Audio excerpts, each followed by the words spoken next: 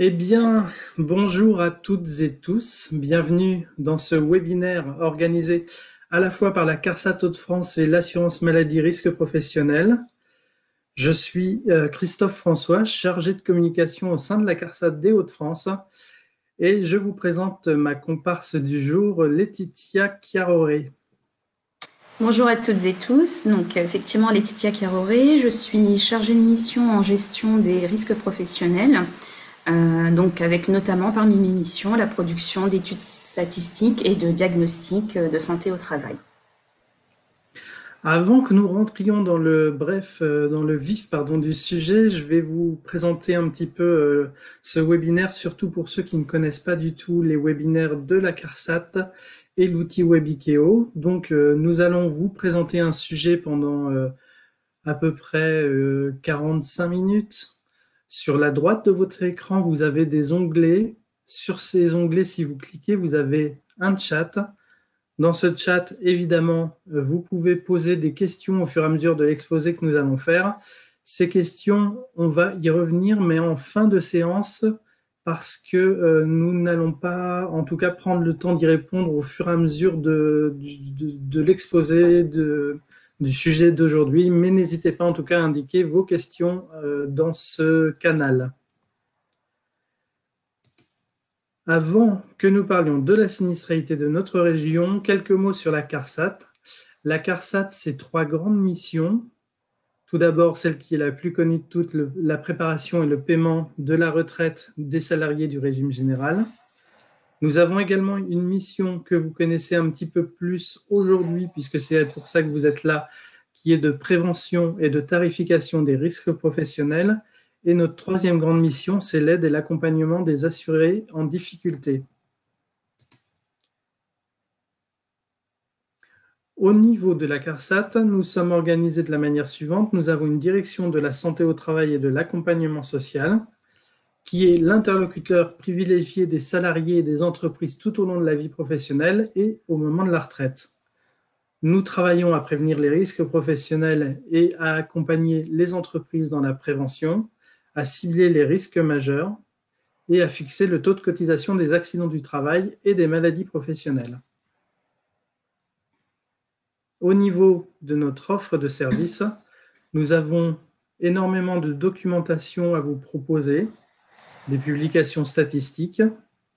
Évidemment, nous accompagnons les entreprises sur les risques professionnels grâce à un maillage territorial de prévention réellement sur le terrain et qui accompagne les entreprises. Nous avons de nombreux programmes de prévention autour de risques variés, notamment les TMS, les RPS, les chutes et plein d'autres choses. Nous avons des unités techniques qui peuvent vous apporter du conseil et de la métrologie au niveau des risques physiques, chimiques et biologiques. Nous proposons des aides financières plutôt en direction des TPE et des PME. Nous travaillons à la formation des salariés en santé et sécurité au travail. Nous accompagnons les réseaux de consultants qui peuvent accompagner eux-mêmes les petites entreprises. Nous avons un webzine santé au travail, entreprendre-ensemble.info, et nous animons des salons professionnels, des conférences et des webinaires comme aujourd'hui. Le QR code que vous voyez à l'écran et qui sera également présent dans ce document qui vous sera envoyé à la fin de notre rendez-vous, vous emmène sur une page qui répertorie finalement tous nos webinaires passés et futurs. Et je vous invite, pour ceux qui sont intéressés, à vous inscrire au webinaire qui aura lieu le 16 mars prochain autour de l'analyse des accidents du travail, la méthode de l'arbre des causes. Et maintenant que je vous ai fait ce petit panorama finalement de présentation de la CARSAT, nous allons pouvoir attaquer. Mais avant réellement d'attaquer, j'ai envie de te poser une question, Laetitia. Pourquoi on mesure la sinistralité ? Alors, si nous mesurons la sinistralité, c'est pour 2 raisons. La première d'entre elles, c'est d'aider à la définition d'actions prioritaires en matière de prévention des risques professionnels. Donc, de ce fait, voilà, la production, la publication d'études plutôt à destination des décideurs régionaux, donc du domaine de la prévention des risques professionnels et également à destination des producteurs d'études socio-économiques. La deuxième raison, eh bien, c'est pour convaincre les entreprises à œuvrer à la prévention des risques professionnels, les convaincre, mais aussi les aider à sélectionner les axes prioritaires, donc à mettre en place dans les établissements. Donc pour cela, on va plutôt mettre à disposition nos statistiques, donc directement auprès des entreprises, mais aussi auprès de tous ceux qui interviennent dans les entreprises. On peut penser par exemple aux intervenants en prévention des risques professionnels. Et pour parler santé au travail, alors il faut d'abord explorer la carte d'identité de notre région pour un peu mieux la connaître. Oui, tout à fait. Tout à fait, parce que, alors, quand on parle de santé au travail, on parle de santé, on parle de travail. Donc, de ce fait, on va effectivement évoluer dans un contexte, on va dire, donc, sanitaire et un contexte socio-économique. Et donc, ce qu'il faut savoir, c'est que donc, notre région des Hauts-de-France va cumuler un contexte sanitaire, un contexte socio-économique assez peu favorable, avec par exemple, donc en indicateur de santé, si on observe l'espérance de vie à la naissance, une espérance de vie la plus faible de métropole. Donc effectivement, derrière nous, il n'y a que les DOM qui vont avoir une espérance de vie plus faible. Et donc en ce qui concerne notre région, une espérance de vie, donc à peu près 2 ans inférieure à ce qui est constaté sur le territoire national. De la même façon, donc pour les indicateurs socio-économiques, on va également donc avoir des indicateurs assez peu favorables pour notre région, avec par exemple le taux de chômage le plus élevé à nouveau de France métropolitaine, avec à nouveau effectivement uniquement les DOM qui vont avoir des taux de chômage plus élevés que le nôtre.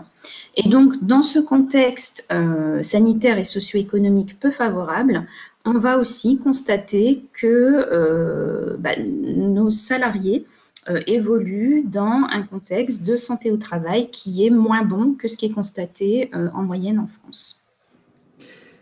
Est-ce qu'on peut faire finalement un lien entre l'espérance de vie et la vie professionnelle?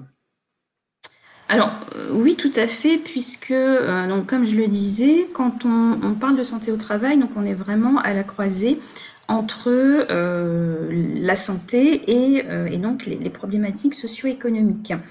Par exemple, donc pour la partie socio-économique, on peut penser au dynamisme économique d'un secteur qui, donc par le fait effectivement qu'on va avoir peut-être plus d'emplois dans ce secteur, cela peut impacter les conditions de travail des salariés et donc, in fine, la santé au travail de ces salariés. Et donc, en ce qui concerne l'espérance de vie, on va également avoir un impact de par le fait que donc on a une espérance de vie qui alors même si effectivement elle est plus faible dans notre région, elle a tendance quand même à s'allonger dans le temps. Et ceci étant cumulé avec le fait qu'on a une baisse des naissances, on a un certain vieillissement de la population en général.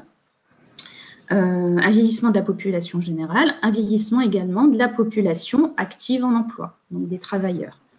Donc c'est le cas en France, c'est le cas aussi dans notre région. C'est ce qu'on constate ici sur la pyramide des âges.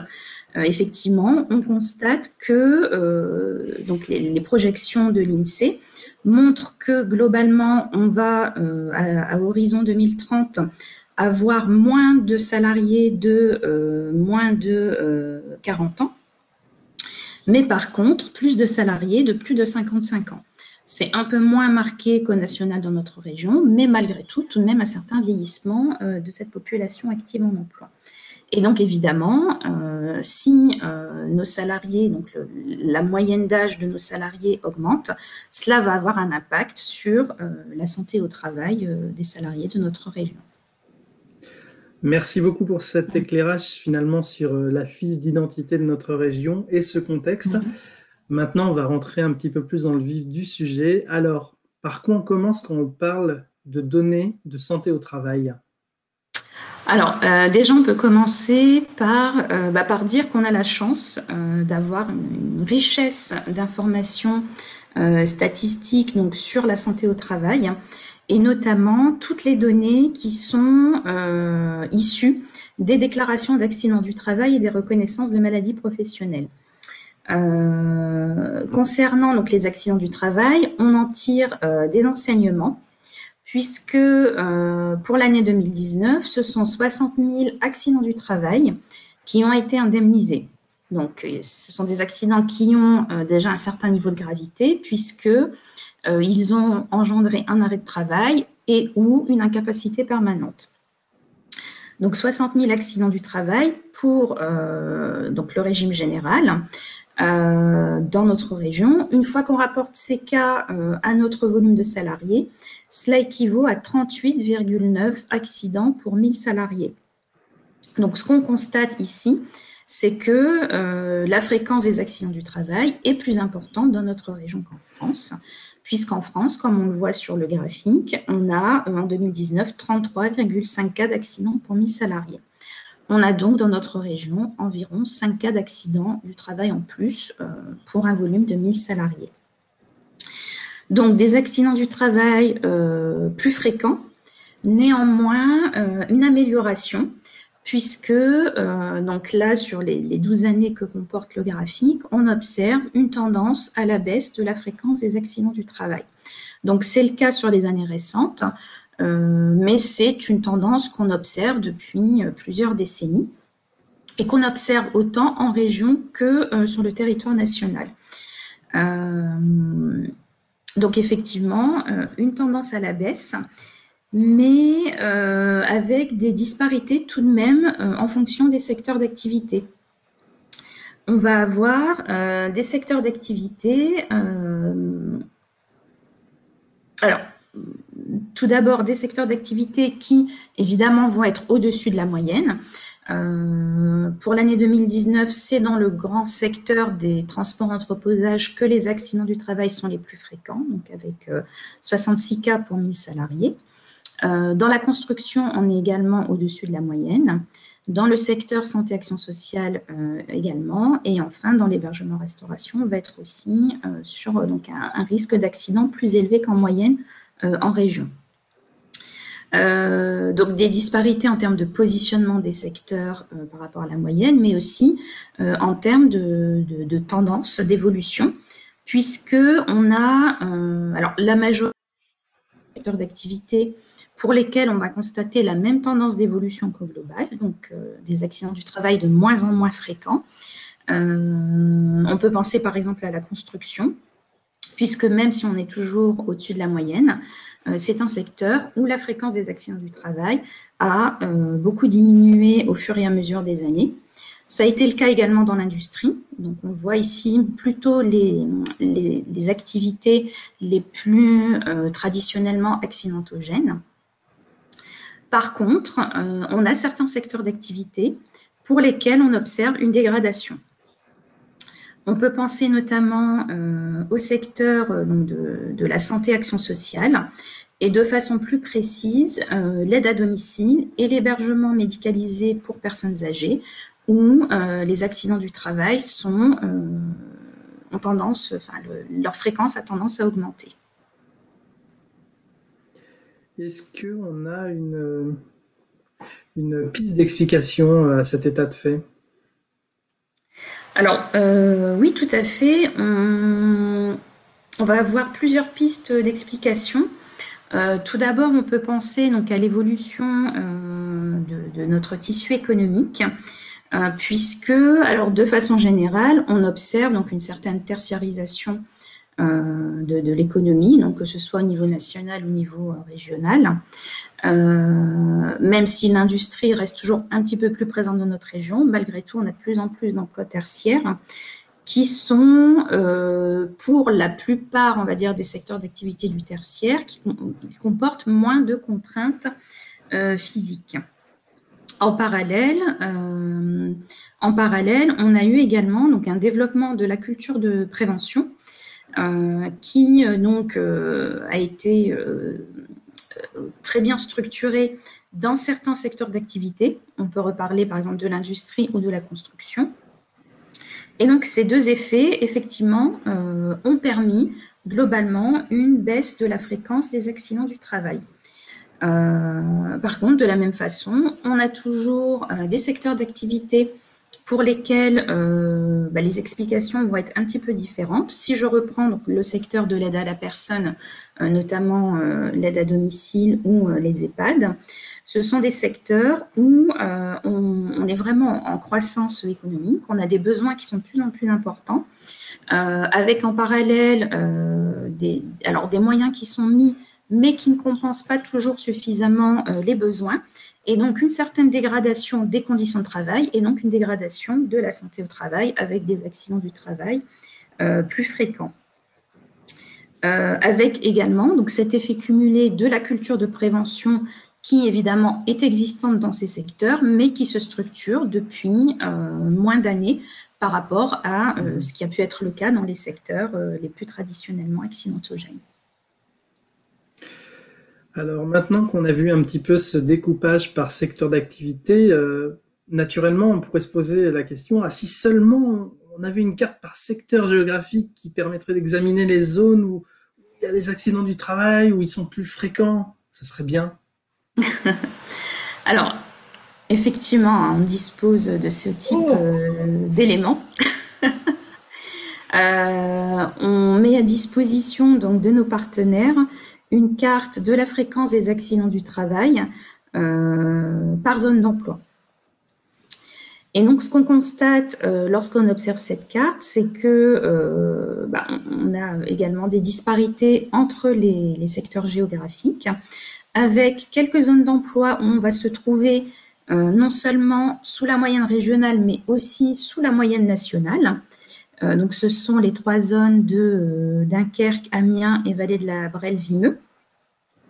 Et à l'autre extrémité, on va avoir des secteurs géographiques où les accidents du travail sont les plus fréquents de la région.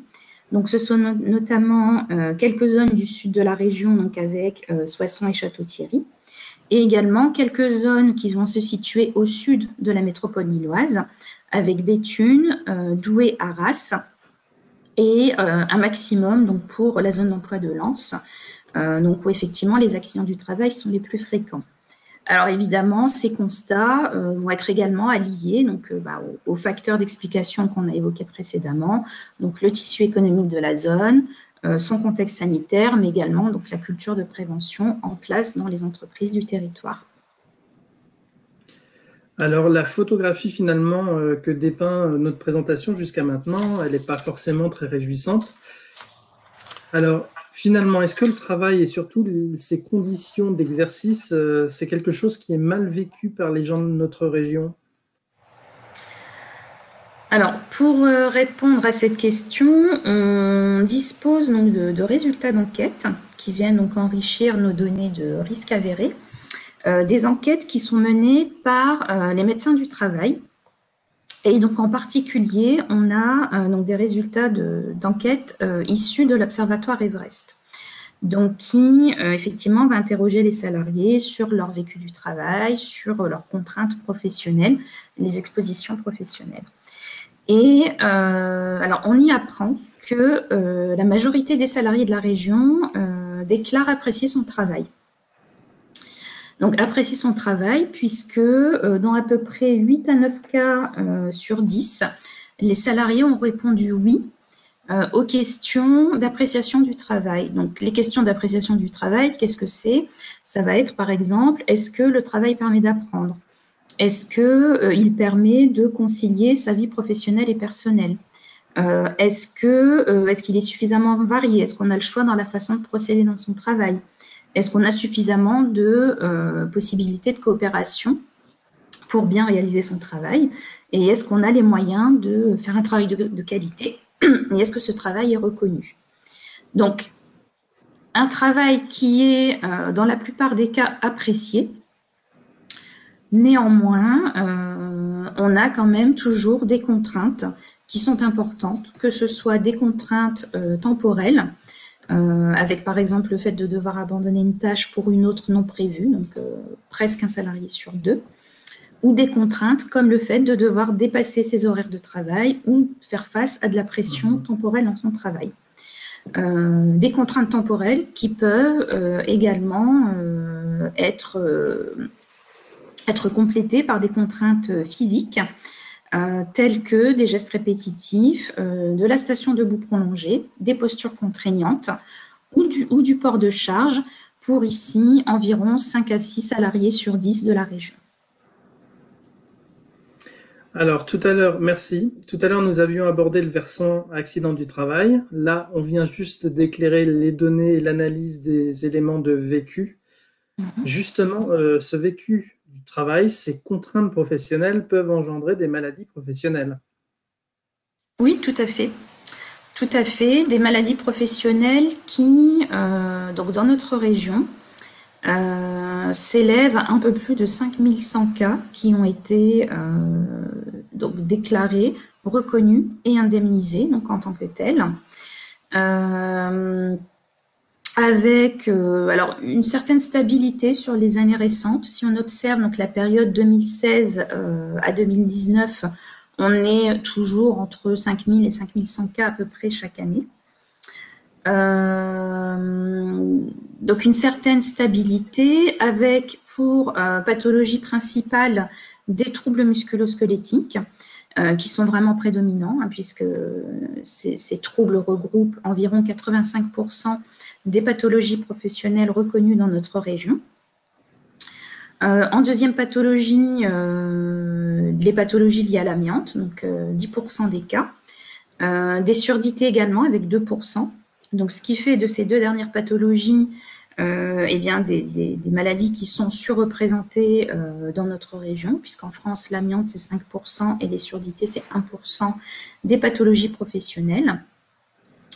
Ensuite, on va retrouver d'autres pathologies, alors parmi lesquelles on a des cancers, des affections cancéreuses, mais également des affections cutanées respiratoires. Et enfin, des pathologies hors tableau, puisque de façon générale, les pathologies professionnelles bénéficient d'un tableau de maladies professionnelles donc, qui définit les conditions de reconnaissance de la pathologie. Mais effectivement, il y a la possibilité de faire reconnaître des pathologies donc, pour lesquelles il n'existe pas de tableau de maladies professionnelles et donc qui sont reconnues dans un cadre particulier qui est celui du C2RMP, donc la Commission régionale de reconnaissance des maladies professionnelles. Donc pour l'année 2019, ce sont 119 pathologies qui ont été reconnues dans ce cadre.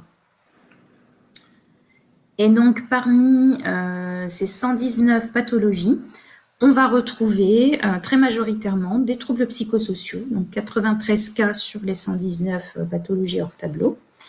Donc 93 cas pour l'année 2019, avec comme pathologie plus précise des dépressions, des états dépressifs. Donc ce qu'on constate ici sur le graphique, c'est le fait que la reconnaissance de ces pathologies progresse très rapidement. Effectivement, en 2010, on avait 8 cas qui étaient reconnus et indemnisés dans notre région. En 2019, on a plus de 10 fois plus de cas, puisque ce sont 93 cas qui ont donc été reconnus et indemnisés. Et comment justement on peut expliquer cette augmentation de ces reconnaissances des risques psychosociaux ?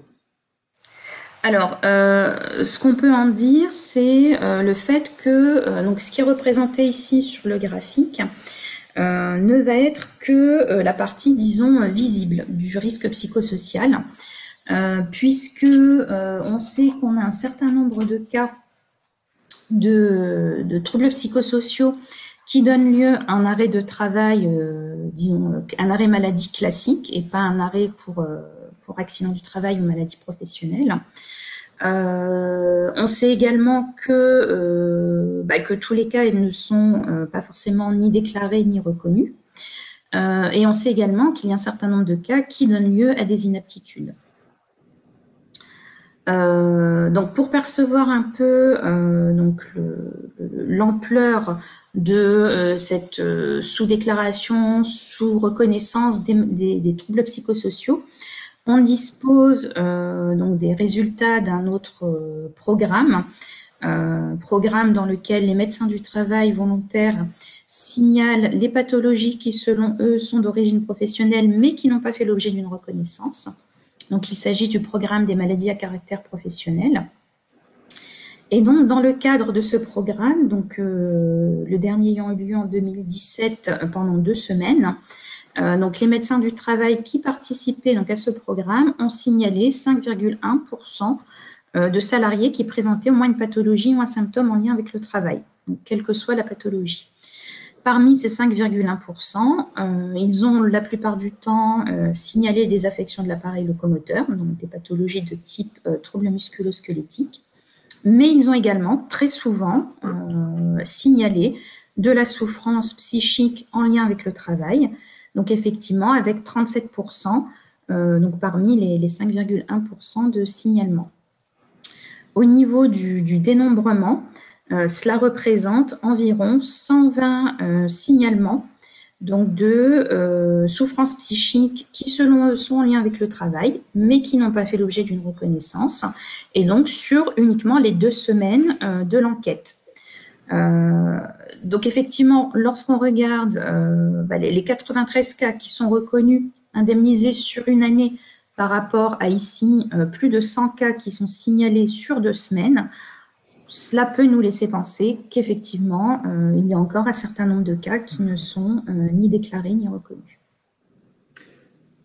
Maintenant que nous avons abordé les maladies professionnelles, derrière les données, il y a des personnes. Et que pouvons-nous dire finalement sur les conséquences de la sinistralité régionale sur les salariés de la région? Alors, effectivement, le risque professionnel a des conséquences. Des conséquences tout d'abord en termes d'arrêt de travail, puisque pour l'année 2019, donc les salariés du régime général de la région des Hauts-de-France se sont arrêtés 5,7 millions de journées de travail suite à un accident du travail ou une maladie professionnelle. Converti en équivalent temps plein, cela équivaut à 25 500 équivalents temps plein, donc perdus sur une année du fait du risque professionnel. Concernant ces arrêts de travail, ce qu'on constate également, c'est qu'ils ont tendance à s'allonger. Pour l'année 2019, un accident du travail a donné lieu à 71 jours d'arrêt en moyenne. Donc, on voit très bien qu'il y a un allongement continu de la durée de ces arrêts, puisqu'en 2007, on était à 47 jours d'arrêt en moyenne. Donc, sur 12 ans, cela équivaut à plus 24 jours d'arrêt en moyenne pour un accident du travail. Donc, c'est une tendance régionale, c'est également une tendance nationale. Et c'est une tendance qu'on observe pour les accidents du travail, mais également pour les maladies professionnelles, pour lesquelles on s'arrête plus longtemps, puisque suite à une maladie professionnelle, on s'arrête 286 jours en moyenne. Autre conséquence pour les salariés, des incapacités permanentes, puisque effectivement, dans certains cas, les accidents du travail et les maladies professionnelles peuvent réduire la capacité du salarié à effectuer son travail. Donc, des incapacités permanentes, donc plus de 5500 cas en 2019 en région des Hauts-de-France, qui se répartissent à peu près entre accidents du travail et maladies professionnelles. Enfin, on a à peu près autant d'incapacités permanentes qui sont liées à un accident ou à une maladie. Donc, un peu plus de 2800 cas suite à un accident et un peu plus de 2700 cas suite à une pathologie professionnelle. Donc, avec, parmi ces cas, donc, les cas les plus graves, ceux qui ont engendré le décès de la victime. Donc, 58 accidents qui ont engendré le décès de la victime en 2019, donc toujours dans notre région, et 26 décès suite à une maladie professionnelle en 2019. Et d'ailleurs, c'est pour moi le moment de prévenir notre merveilleuse audience du jour que la CARSAT œuvre avec de nombreux partenaires à la prévention de la désinsertion professionnelle par l'entremise du service social régional avec de nombreuses assistantes sociales. Et si dans l'audience, il y a des participants, des entreprises, des gens qui veulent en savoir plus sur les différents dispositifs qui existent pour accompagner les salariés qui sont potentiellement en rupture avec l'employabilité, n'hésitez pas à vous rendre sur le site de la CARSAT pour découvrir différents dispositifs et nous travaillons aussi à des témoignages de personnes qui sont passées par là. On va parler maintenant du volet économique et de la performance globale des entreprises régionales. Alors, quels sont les impacts ?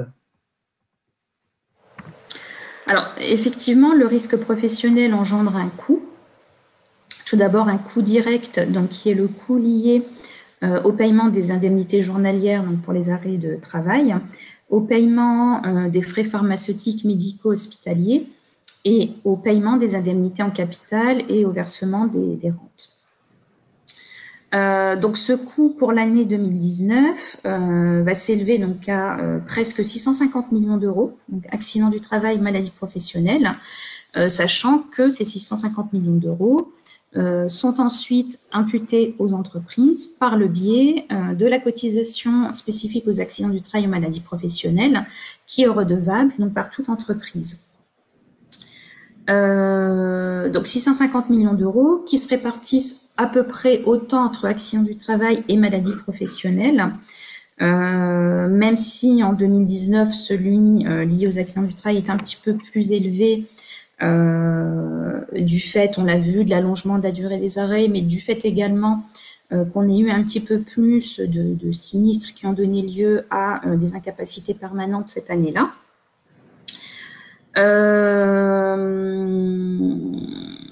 Et donc, en plus de ce coût direct, de ces presque 650 millions d'euros, vient s'ajouter un coût indirect du risque professionnel qui est estimé à 2 à 3 fois le coût direct du risque professionnel, donc 2 à 3 fois ces 650 millions d'euros, et qui va correspondre à la désorganisation liée à l'absence du salarié donc qui a été victime de cet accident, de cette maladie. Effectivement, son absence va avoir un impact sur la productivité de l'entreprise, peut engendrer également un coût du fait de son éventuel remplacement, etc. Pour ma part, j'ai fait le tour des questions à te poser, Laetitia, aujourd'hui. Et juste avant de regarder si nos spectateurs ont laissé quelques questions, en quelques mots, si on devait retenir un peu quelques idées fortes, qu'est-ce qu'on mettrait en avant ? Alors, tout d'abord, donc je vous propose 4 chiffres à retenir pour notre région. Donc, tout d'abord, le risque professionnel donc en région de France a engendré 60 000 accidents du travail, 5 100 maladies professionnelles. Ce risque professionnel a engendré donc des arrêts de travail, ce qui équivaut à 25 500 équivalents temps plein perdus sur une année. Et également, donc, ce risque professionnel a engendré un coût de 650 millions d'euros. Donc, coût ensuite, comme je le disais précédemment, ensuite imputé aux entreprises. Et donc, pour compléter ces chiffres, donc les enseignements donc, à retenir de ce diagnostic, donc effectivement, une région, donc la région des Hauts-de-France, qui cumule un contexte socio-économique, sanitaire et de santé au travail peu favorable, mais avec des clés d'explication de par son tissu économique et l'évolution de celui-ci, et surtout une amélioration donc de cette situation avec des accidents du travail de moins en moins fréquents, même si, comme on l'a vu, on a des disparités entre les territoires et entre les secteurs d'activité, ce qui nous permet d'identifier, de continuer d'identifier des priorités d'action en matière de prévention des risques professionnels. En ce qui concerne les maladies professionnelles, on a vu plutôt un certain plateau, donc avec une stagnation du volume donc de reconnaissance des pathologies professionnelles, même si, effectivement, on a certaines pathologies dont la reconnaissance augmente, en particulier le trouble psychosocial. Et enfin, évidemment, le fait que ce risque professionnel a des conséquences humaines, donc sur les salariés, on a vu des arrêts de travail, des incapacités permanentes, mais aussi des conséquences économiques importantes pour les entreprises, ce qui évidemment légitime la poursuite des actions de prévention des risques professionnels. Alors, avant de regarder s'il y a des questions, quelques petites précisions à l'ensemble de l'auditoire. N'oubliez pas que les replays de l'ensemble des webinaires de l'assurance maladie sont disponibles sur Entreprendre Ensemble, entreprendre-ensemble.info. On a une page spéciale où on vous annonce nos prochains rendez-vous et où on vous fait secteur d'activité et thématique par thématique le récapitulatif de tous les liens pour aller voir les replays des webinaires sur YouTube. J'en profite aussi pour vous dire que nous avons une newsletter qui s'appelle 3 minutes entreprise. C'est une newsletter assurance maladie risque professionnel au sens large avec la participation des caisses primaires, que c'est très rapide à lire, c'est pour ça qu'elle s'appelle 3 minutes entreprise. N'hésitez pas à cliquer et à vous abonner. Et notre prochain webinaire sur l'arbre des causes comme méthode pour l'analyse des accidents du travail le 16 mars. Nous allons tout de suite commencer avec une question de Catherine qui nous demande finalement si le support qu'on a présenté aujourd'hui sera diffusé. Effectivement, je ne sais pas si c'est dans les minutes ou dans les heures qui viennent, mais effectivement, le support va arriver à tous les gens qui étaient inscrits à ce rendez-vous. Donc oui, Catherine, aucun souci. Ensuite, nous avons une question de Tassadi. Est-ce que les accidents du travail comprennent également le harcèlement au travail? Alors, ce qu'on va retrouver dans les accidents du travail, donc effectivement, on a des violences qui donnent lieu, qui sont un accident du travail et qui donnent lieu donc à un arrêt de travail qu'on va retrouver dans nos statistiques. Des violences autant physiques que mentales. Donc effectivement, on va retrouver le harcèlement dès lors que ça a donné lieu à un arrêt de travail. On le retrouve dans nos accidents du travail. Les violences au travail, c'est environ 1000 cas d'accidents du travail chaque année dans notre région, avec à peu près 2 tiers de violences physiques, 1 tiers de violences mentales. Ensuite, nous passons à une question de Céline. Y a-t-il une étude des types d'accidents du travail par secteur d'activité? Alors, une étude des types d'accidents du travail par secteur d'activité. Ah oui, sur les circonstances, je suppose que c'est ce dont il s'agit. Des types d'accidents par secteur. Alors, on le met à disposition de façon générale. Dans notre plaquette statistique, on donne les circonstances d'accident du travail, donc tout secteur d'activité. Ensuite, on a des études thématiques qui portent notamment sur des secteurs d'activité où on va retrouver les circonstances d'accident du travail, donc de ce secteur, effectivement, pour aider à prioriser les circonstances, enfin la prévention des accidents du travail sur ces circonstances d'accident du travail. Et là, si on va plus loin dans la question de Céline, je pense que ce qui l'intéressait, c'était particulièrement pour le secteur santé et action sociale. Alors, nous avons quelque chose Alors, on a une étude complète sur l'aide à domicile et l'hébergement médicalisé pour personnes âgées et personnes handicapées, qui est également disponible sur notre site internet. Et alors, quand je parle d'étude complète, c'est parce que c'est une étude où on a pu mettre à disposition donc les statistiques issues de différentes sources d'informations, puisqu'on a travaillé sur cette étude donc avec nos partenaires régionaux de la prévention des risques professionnels, et où on va retrouver donc voilà, les accidents du travail, leurs circonstances, les éléments également issus des enquêtes sur les expositions professionnelles, les inaptitudes, enfin voilà, toutes les informations disponibles sur les risques professionnels et de façon plus large la santé au travail dans ce secteur. Ensuite, nous avions une question très précise d'Agnès, merci Agnès, qui revient sur les indices de fréquence dans l'industrie et dans les services à l'industrie et qui, je pense, à la vue de notre diapo, n'arrivait pas vraiment à identifier où trouver l'info. Alors, dans le diaporama, on avait l'indice de fréquence de l'industrie dans sa globalité. Donc après, je suppose que la question, c'est de pouvoir avoir des informations sur des secteurs industriels plus fins, peut-être. Alors, ce qu'il faut savoir, c'est que nous, donc, comme je disais, nos informations sont issues des déclarations d'accident du travail. Donc, on a vraiment les informations les plus fines possibles au niveau de l'entreprise.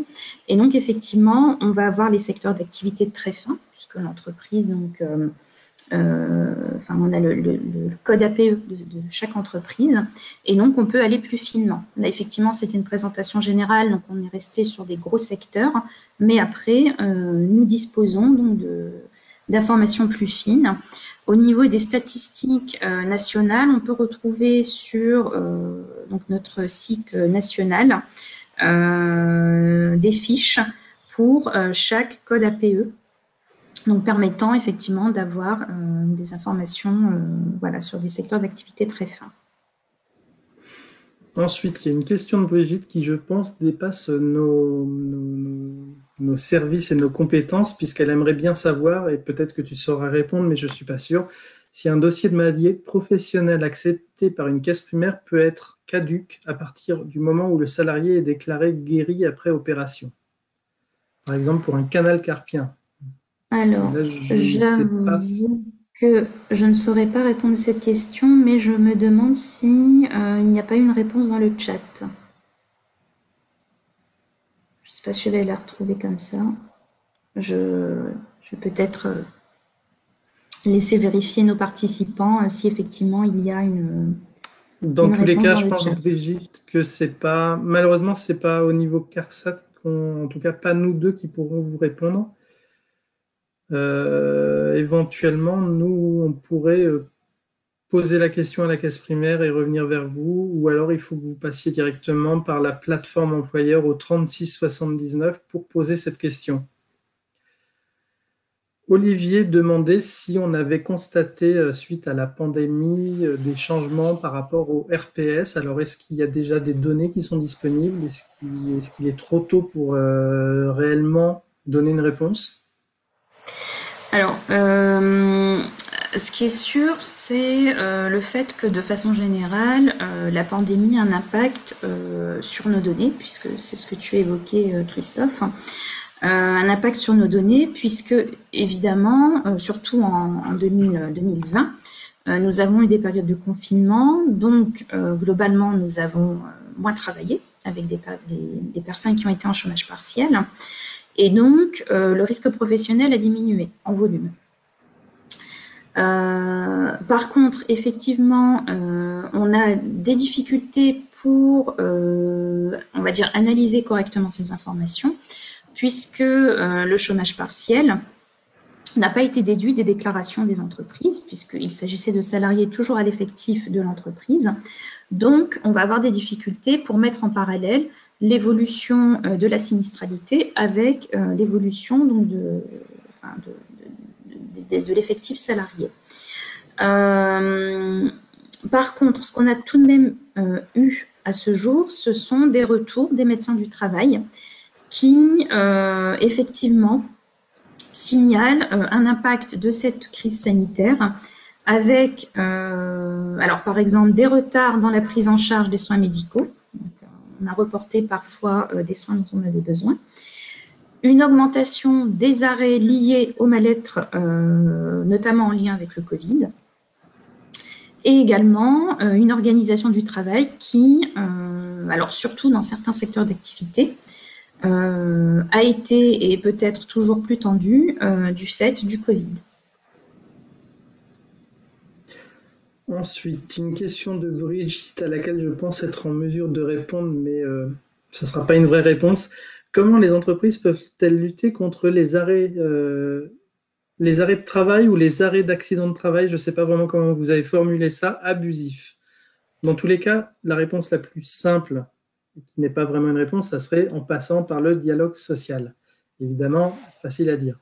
J'ai envie de vous dire, Brigitte, si vous avez la possibilité, si vous pouvez le faire, de vous rapprocher du contrôleur de sécurité CARSAT dont dépend votre structure ou votre entreprise, si ça n'est pas fait, pour en tout cas parler sinistralité avec lui, parler absentéisme, présenter votre entreprise et voir avec cet expert de la prévention des risques professionnels s'il est en mesure de vous aider pour améliorer quelque chose dans votre entreprise, quoi que ce soit. Voilà.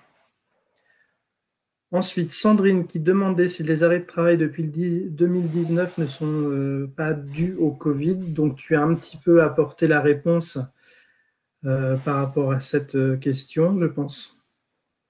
Oui, oui, tout à fait, puisque, alors, pas tant en 2019, alors, jusque 2019, lorsqu'on renvoie cette question vers les médecins du travail et lorsqu'on observe donc les informations disponibles, une des choses qui va avoir un impact, c'est le vieillissement de la population active qui a été évoquée donc, au début de la présentation, puisque effectivement, avec l'avancée dans l'âge, on peut avoir plus de difficultés de récupération et donc nécessiter de rester plus longtemps en arrêt de travail. Et donc, cela va avoir un impact global sur le volume d'arrêt de travail. Par contre, vous avez raison sur le fait qu'à partir de 2020, on a eu effectivement, comme nous le signalaient donc, certains médecins du travail, une hausse donc, des arrêts de travail en lien avec le Covid. Alors, ensuite, Agnès qui nous demande où peut-on s'enregistrer pour recevoir la fameuse newsletter 3 minutes entreprise. Alors, carsat-hdf.fr, rubrique entreprise. Et c'est dans la toute première rubrique en haut à gauche, je n'ai plus le nom en tête, je crois que c'est documentation, et là on vous propose la newsletter et un formulaire. Donc carsat-hdf.fr, rubrique entreprise, documentation. Et pour terminer, puisqu'il n'y a plus d'autres questions, il y a deux avis qui sont à la fois contradictoires et intéressants. Une petite remarque d'Olivier qui dit « Suite à la pandémie, les entreprises mettent sur le côté le domaine de la prévention et favorisent la productivité. C'est vraiment dommage. » Et Aurélie qui contrebalance en disant « Notre société a au contraire relancé les actions pour la prévention et la qualité de vie au travail et l'ergonomie. » Mais elle nuance en disant que son entreprise est un grand groupe. Mais c'est intéressant parce que c'est finalement deux approches totalement différentes suite à un événement qui a touché tout le monde. Je pense que s'il n'y a plus de questions, nous allons clore ce rendez-vous. Je vous remercie beaucoup pour votre attention et vos questions. N'hésitez pas à revenir nous voir lors d'un prochain rendez-vous. Merci à toutes et à tous. Au revoir. Au revoir.